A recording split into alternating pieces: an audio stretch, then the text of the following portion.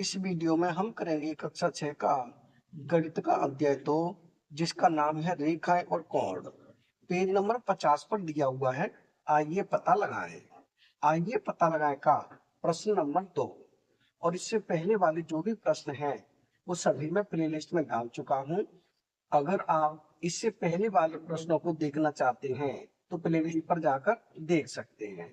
प्रश्न 2 है, चांद की सहायता से निम्न डिग्री माप के कोण बनाइए। यानी कि चांद की सहायता से ये डिग्री दी हुई है, इनकी माप वाले हमें कोण बनाने हैं।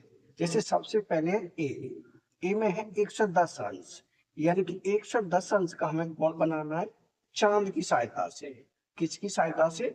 चांद की सहायता से, यानी कि डी की सहायता से।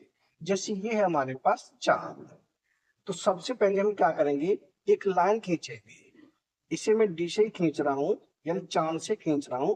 आप स्केल से भी खींच सकते हो। ये लाइन छोटी हो या बड़ी हो उससे कोई फर्क नहीं पड़ता है। ये लाइन हो गई। अब हमें बनाना है यहाँ पर 110 अंश का कोण।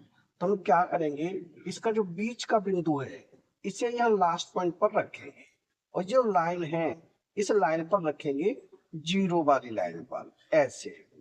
अब हम देखेंगे जीरो से गिन के ले जाएंगे 110 तक, यानी कि ये 0, 10, 20, 30, 40, 50, 60, 70, 80, 90 और ये 100 और ये 110। कहाँ पर है 110? ये है यहाँ पर है 110 इस चीज में, तो यहाँ हमने निशान लगा दिया। अब इसे हम ऐसे मिला देंगे, इस प्रकार से इसे मिला देंगे ऐसे। इस लाइन को हम छोटी भी कर सकते हैं, बड़ी भी कर सकते हैं, इससे कोई फर्क नहीं पड़ेगा। इसे हमने मिला दिया, यानी यहाँ जो कोण बनेगा ये बनेगा 110 अंश का। ये हो जाएगा हमारा ए भाग का उत्तर। 110 अंश का कोण बन गया। अब देखें बी में कितने अंश का बनाना है? 40 अंश का। तो सबसे पहला काम होता है हमारा लाइन खींचना, यानी ऐसे लाइन खींचेंगे, एक लाइन खींची ऐसे, ये हो गई। अब हमें यहाँ पर कितने अंश का कोण बनाना है? 40 अंश का। तो इसे जो बीच वाला बिंदु है यहाँ ऐसे रखेंगे, और जीरो वाली लाइन पे खाली वाली लाइन रखेंगे। अब हमें गिन के ले जाना है 40 तक जीरो से। 0, 10, 20, 30, 40। 40 कहाँ है? इस सीध में। अब इसे हम ऐसे मिला देंगे, ऐसे करके ऐसे मिला देंगे। इस लाइन को भी छोटी भी कर सकते हैं, बड़ी भी कर सकते हैं। यहाँ जो कोण बनेगा वो कितने अंश का बनेगा? 40 अंश का।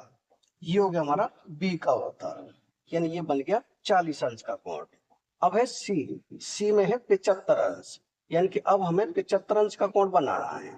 तो सबसे पहले तो हम खींचेंगे लाइन, यानी कि ऐसे लाइन खींचेंगे इस प्रकार से। ये हो गई एक लाइन। अब हमें यहाँ पर 75 अंश का कोण बनाना है, तो इसे हम बीच वाले पॉइंट पर रखेंगे। यहाँ डी में जो बीच वाला पॉइंट है, तो इस लाइन को रखते हैं इस लाइन पर। अब 75 तक जाएंगे, यानी कि 10, 20, 30, 40, 50, 60, 70, 80। 70 और 80 के बीच में होगा 75, यानी यहाँ हो जाएगा। अब इसे हम ऐसे मिला देंगे तो ये बन जाएगा 75 अंश का कोण। इस प्रकार से मिलाएंगे, ये हो गया। ये कितने अंश का कोण बनेगा? ये बनेगा 75 अंश का, यानी ये हो गया हमारा सी का उत्तर। अब देखें डी में है 112 अंश, तो यहाँ बना 112 अंश का कोण, यानी सबसे पहले एक सीधी लाइन, ये हो जाएगी सीधी लाइन। अब हमें यहाँ 112 अंश का कोण बनाना है, तो ऐसे रखेंगे 4 ऐसे। अब देखेंगे 112 कहाँ होगा, यानी कि 100 और 110 इनके 100 से थोड़ा सा ऊपर होगा, यानी कि लगभग यहाँ हो जाएगा। इसे हम ऐसे मिला देंगे, इस पॉइंट को इस प्रकार से मिलाएंगे ऐसे। अभी कितना अंश का कोण बनेगा?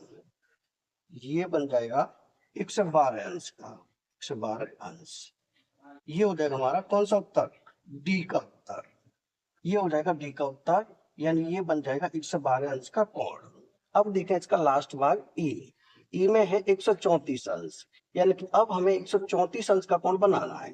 तो सबसे पहले तो लाइन खींचेंगे, ये हो जाएगी, इस प्रकार से हो जाएगी लाइन। अब हमें यहां पर बनाना है 134 अंश, तो ऐसे रखेंगे डी को इस प्रकार से। अब देखेंगे 134 कहाँ होगा, यानी कि ये हो जाएगा कहां पर होगा, 30 पार करके होगा, यानी 130 पार करके। 130 कहां पर है, ये है यहाँ पर, यहां से थोड़ा सा पार करके आगे निशान लगा देंगे यहाँ। अब इसे हम मिला देंगे, ये इस प्रकार ऐसे। यहाँ जो कोण बनेगा यहाँ पर, वो कितने अंश का बनेगा, ये बनेगा 134 अंश का, यानी ये हो जाएगा हमारा ई भाग का उत्तर। यानी कि ए में बनाया है 110 अंश का कोण, बी में है 40 अंश का कोण, सी में है 75 अंश का कोण, और डी में है 112 अंश का कोण, ई में है 134 अंश का कोण। यही हो जाएगा हमारे उत्तर। यानी कि प्रश्न नंबर 2 हो चुका है कंप्लीट। अगर वीडियो पसंद आए तो लाइक करें, कमेंट करें, अपने दोस्तों के साथ शेयर करें। धन्यवाद।